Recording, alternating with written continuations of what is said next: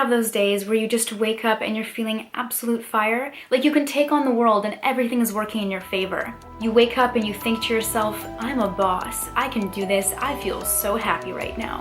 I'm gonna totally smash out my workout today. Let's go on a 5-kilometer sprint today. Oh my god, I just had such a healthy breakfast. Who even am I right now? I went to bed early, I got like 8 hours of sleep last night. My eye bags are gone. But then, just as quickly as all these feelings came, negativity starts to broil within you. You're tired, you're lazy, let's not work out today. I have an idea. Why don't we go watch Netflix and be a slug all day? And typically around this time, February, it's a new month, people slowly start to realize, hey, you know what? Those New Year's resolutions might have to be a little bit reevaluated right now.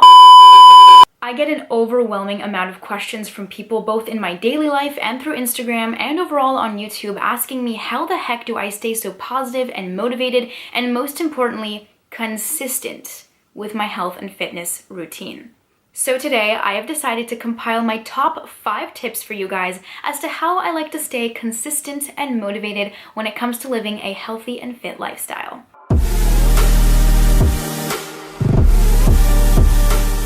So my very first tip in regards to staying consistent specifically deals with mindset. Here's the thing. Before you can implement anything into your physical health and fitness routine, you need to change the way that you think. Now, I live an incredibly positive lifestyle, but something I really need to clarify right now is the difference between positivity and happiness. Well, here's essentially how I view it and how I do it. Positivity is an outlook on life.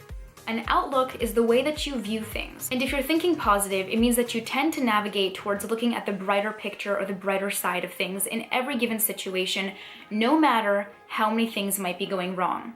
Happiness, however, is an emotional byproduct that's created as a result of looking at the positive things in life. Your goal is going to be to try to dissolve any negative energy that might be surrounding you in the given moment. It could be something that someone said, it could be just a random emotional day that you're having, or it might just generally be your outlook on life. You might not be the most happy, uplifting, positive person. However, if you change your thoughts, you change your life. Now, essentially, once you start doing this is where I kind of want to tap into the idea of motivation behind the mindset. Now, motivation is something that dies. I am not 100% motivated. I don't want to go to the gym every day. I don't smash out killer workouts 7 days a week because that would be a little bit crazy for me, and I don't think that's possible for anyone to do. So let me just be real with you guys and give you my biggest, most honest secret to success when it comes to mindset. My secret in this case is a little quote that I came up with, and it simply goes something like this. Motivation dies, but determination drives. Here's the thing, getting motivated and inspired might be beautiful for 5 minutes, but it doesn't last. What does last is determination. Now, as for determination, that's more so a commitment that will drive you to get to your goals. Now, you need to make this commitment as a promise to yourself. This needs to start from within. You need to know who you are and what your goals are currently. If you continuously remind yourself of those goals and that you have the power to do it because you're thinking positive, then I promise you that's what's going to drive you. So something I simply recommend is finding people who have that positive approach to life. Find those people that you want to surround yourself with. Get rid of toxic energy, get rid of toxic people, move forwards. It's okay to outgrow people and situations. Look for people who enlighten you, who make you feel good about yourself, and to help you feel that determination. Moving right along, we're gonna get into tip number 2. So this one particularly is in regards to nutrition. Now, my number 2 tip, which is something that I follow quite intensely, is to always have a healthy food alternative for junk food options. So to give you a general idea of one particular snack that I currently love, it's these Genuine Health fermented vegan protein bars, and I am obsessed. Their flavors are incredible, and this one in particular is a chocolate peanut butter one, and I love it so much. Now, you don't necessarily have to tap into a protein bar. My main tip with this is just to simply read the ingredients list when you go to the store to get healthy snacks. There are healthy alternatives for absolutely everything. And I don't want to make this video too long, like I said, so other kind of ideas of healthy alternative snacks that you might be into, I will have a link for it down below in the description box, so go take a look if you're looking to incorporate some healthy alternatives. Tip number 3. Simply put, this is figuring out what you like to do in the gym. Let's just face it, if you're doing something because somebody else tells you to do it, or because you just see in YouTube videos about it and you think it'll help you get to your goals, but you genuinely dislike it, you're not gonna stick with it, I can guarantee you that. When I put my headphones in at the gym, I hop onto the treadmill and I go running or I go sprinting, and I'm just like doing my own thing in my own vibe with my music blasting. That is when I literally move into like my own zone. Nobody bothers me and I feel absolutely incredible. It is the biggest stress release because I feel like I can just push myself completely and totally, and I finish every run so out of breath, but it completely rejuvenates me. Now, some people might get that same kind of high feeling or happy energy feeling when they're lifting really heavy. Now, don't get me wrong, like I said, strength training is awesome. However, you need to find what you like. You might be interested in a workout class. You might want to do something like spin classes or Pilates. You might be interested in literally heavy weightlifting. Or you might be like me and you love to do a lot of HIIT exercises. The point is, go into the gym, and if you don't want to go alone, go with somebody, but explore your options. Being fit doesn't necessarily mean you even need a gym membership. There are so many ways to just get fit at home and simply just increase your activity levels on a daily basis. So explore your different options. Experiment with everything that's potentially offered to you and enjoy your workouts, most importantly. Now, the next tip I have for you is tip number 4, and this tip is essentially to track your fitness progress. Now, you can do this in multiple different ways, but there's an important reason as to why you should be doing this. Tracking your fitness can be done in multiple different ways. For instance, something that I used to do is track how many reps or sets or how much weight I was using for given exercises, and then be able to kind of just see my improvement over a given specific time interval. You can also use progress pictures, and these can either be just simply for yourself, or there are many social media platforms where you can definitely post your before and after, which can be a very incredibly motivating social experience. And of course, if you want to take a little bit more of an expensive route, you can definitely invest into a fitness tracker or fitness tracking equipment. Now, I've actually been really interested in how my body physically changes its metabolic rate and improves my overall conditioning and physique. So there are 2 things that I have invested into in particular to track my fitness recently.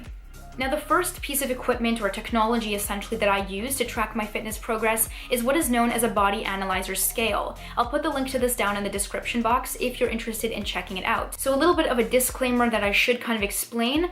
This is a scale, okay? So it is going to measure how much you weigh, but I personally do not use weight as an indicator of my fitness level. The reason why I predominantly use this scale is because it does indicate muscle mass and fat percentage of the body, as well as water retention and even bone density. It's an incredibly accurate scale, I find, and it's excellent for the average person who simply just wants to see how they are changing in regards to their body composition. Now, the second type of active tech that I've recently invested into, actually just about 3 days ago, is this bad boy. I'm really hoping that my camera is going to focus in on this, but this, my friends, is pretty much the Fitbit Ulta HR. So this is definitely not Fitbit's latest creation in regards to their active tech, but I wanted to get this one in particular because of its technological features, the type of tracking that it essentially does, and most importantly to me was the size and the overall design. But what really caught me off guard was how intensively the quality of tracking is with this device. I'm gonna put a couple of screenshots up on the screen just so you guys can get an idea of how this tracking takes place. So to basically get the Fitbit working the first time that you buy it, you do need to download the Fitbit app. Once you download the Fitbit app, it gives you a series of instructions as to how to charge it and how to turn it on and simply how to customize it to your personal specifications. It'll ask you things like height, weight, activity goals, and so on. So what I love is like when you first open up the app, the first page gives you the amount of steps, miles, calories burned, and active minutes counted. Now, if you scroll down on the same homepage, you will see it tells you how many days of weekly exercise you've gained, how you sleep, your resting heart rate. You can track things like female health and essentially your weight progress.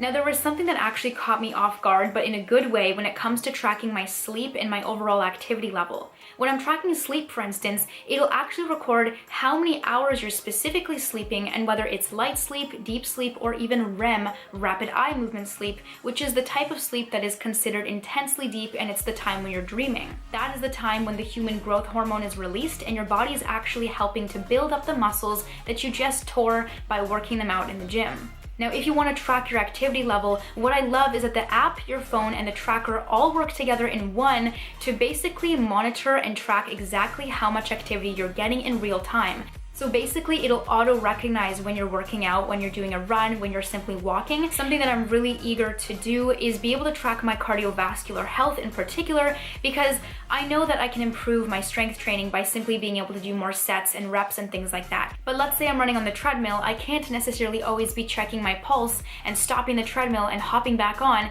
to calculate exactly what I'm doing and how my fitness is increasing. So this actually provides me with that monitoring, so I can go back, check my goals over time, and have it all tracked into these awesome graphic data pieces that I can go back at any time and look at, just to kind of see how much my body is physically progressing in ways that I typically and naturally without assistance can't really check myself. Fitness trackers in this way kind of help guide you and motivate you and move you a little bit more, because they do physically act as reminders when you have something tracking you on your body. It's like kind of an accountability tool. However, being able to see the science behind your actual movement is so interesting. Now, this finally brings me to tip number 5, and this is simply to be investing into cute workout clothes that honestly you feel super confident in.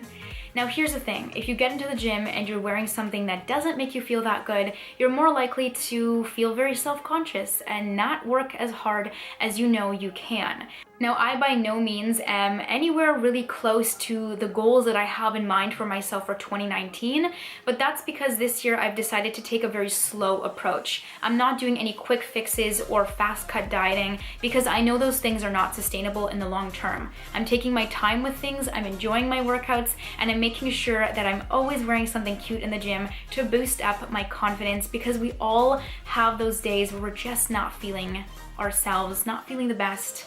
You know what I mean? So now I'm gonna basically insert a little bit of footage in regards to my most recent activewear haul. Some of these things you might have seen before, probably on my Instagram, maybe on my YouTube, but I'm gonna kind of just mash up all the different things I've bought recently just to give you an idea of what my workout style is like, and kind of just hopefully inspire you to invest a little bit more into your workout outfits. With that, I thank you guys so much for watching. I love you to the stars, back and beyond, and I'll see you guys all in my next video. Bye guys.